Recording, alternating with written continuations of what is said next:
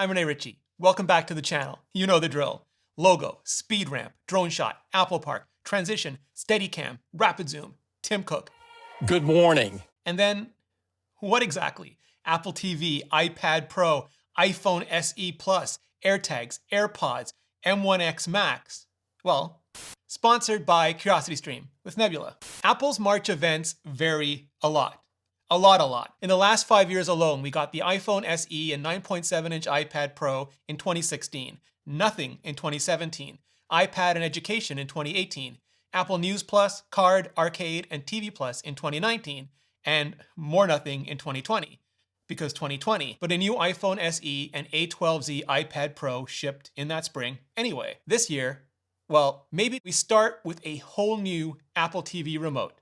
Sure, Steve Jobs might have thought that the gesture pad cracked the TV interface, but the rest of the controller mostly just broke the TV experience. So, do-over time, maybe even with a little U1 surprise inside, but more on that in a minute. Because the box, well, when it comes to the box, there are two ways Apple could go. We could get a bare bones upgrade, A12Z processor so it can better composite HDR and better handle the next generation of games, especially next generation Apple Arcade games. Or we could get a higher end A14X box, one that's geared towards much higher end entertainment and gaming, maybe even AAA gaming. Yeah, from Apple. Just everything that's needed to set the stage and get the content ready to escalate what we have today to full-on 8K spatial audio VR systems for tomorrow. And I've already got a whole entire video up on that, link in the description. Cut back to Tim. Last year, Apple reinvented the iPad Air, but left the iPad Pro kind of sort of stuck in between what it was and what it could be. An extra graphics core, better camera system, and a new keyboard that really is close to magic. This year though, maybe, just maybe, we get everything we've been waiting for. A14X processor, every bit as powerful and performant as the M1, maybe even with Thunderbolt still on board. Mini LED display, so it's almost OLED quality when it comes to HDR, but just doesn't have any of the problems of OLED, and still all of the 120 Hz ProMotion. And of course, 5G. And yes, I've got a whole video up on this as well, linked below. And if you like these videos, do me a solid and hit that subscribe button and bell so we can keep making them and building this community together. Pan all the way back to Tim. The original iPhone SE back in March of 2016 was just perfect for customers who wanted a cheaper or smaller iPhone. The current iPhone SE from March of 2020 isn't that small, but sure is cheap. And the new iPhone 12 mini from October 2020 sure is small, but sure isn't cheap. And splitting that market has been interesting so far, to say the least. But there are also rumors of another entrant, another SE. Not good rumors, not lately, but rumors of an iPhone SE Plus, and not just an iPhone 8 Plus with an A13 or A14 processor, but more of an iPhone 11 without Face ID, but with an iPad Air style Touch ID system in the power button. But at this point, it is just the biggest of ifs. Even though March has been the traditional home of the SE, this kind of feels too much like fanfic right now.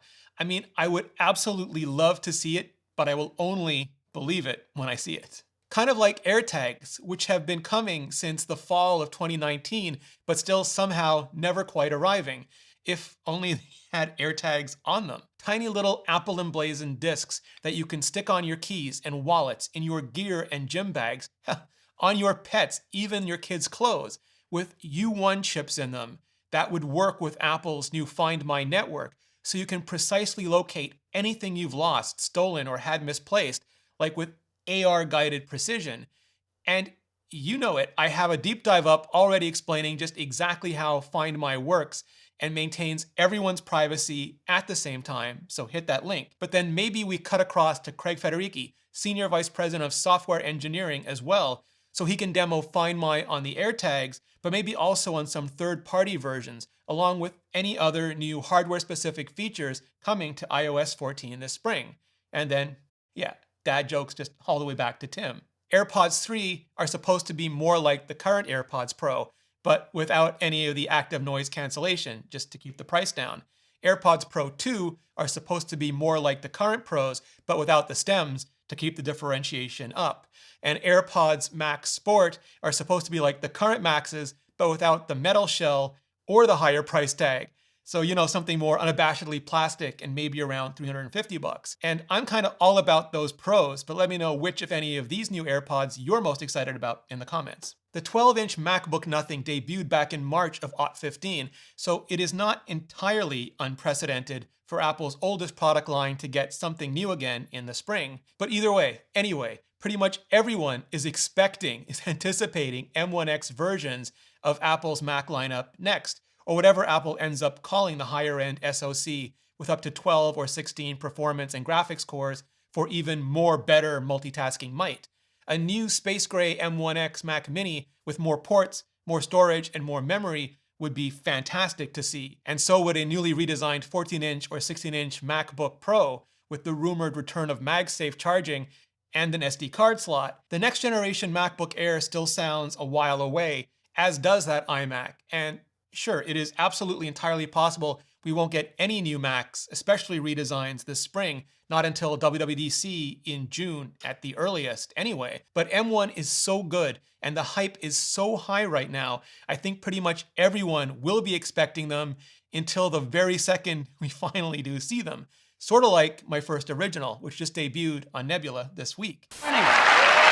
There was no question that was a game changer phone that was ahead of its time. We're gonna make some history together today. The iPhone really, it has changed, my life in so many ways. Nebula is the streaming video platform I'm building along with my educationally creative friends like Alex, a low-spec gamer, Jordan Harrod, TechAlter, Epos Vox, Real Engineering, Real Science, and so many more. It's where I post not only my originals, but ad-free versions of all my videos, often with extra exclusive bonus content, including full-length collabs. So what does any of this have to do with CuriosityStream?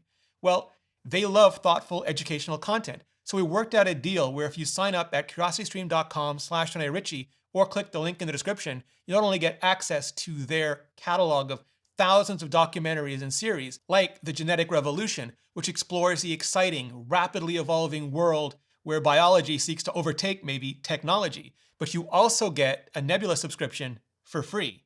And for a limited time, CuriosityStream is 26% off, which is just the absolute best deal in streaming today, and a terrific way to support this channel and educational content directly for less than $15 a year. Just click on the link in the description or go to curiositystream.com/JohnARicci, and then go watch my original. It really helps out this channel. For more on everything coming our way from Apple in 2021, hit the playlist above. I'm breaking down every product, every feature, so you can figure out exactly which ones are right for you. Hit that playlist, and I'll see you in the next video.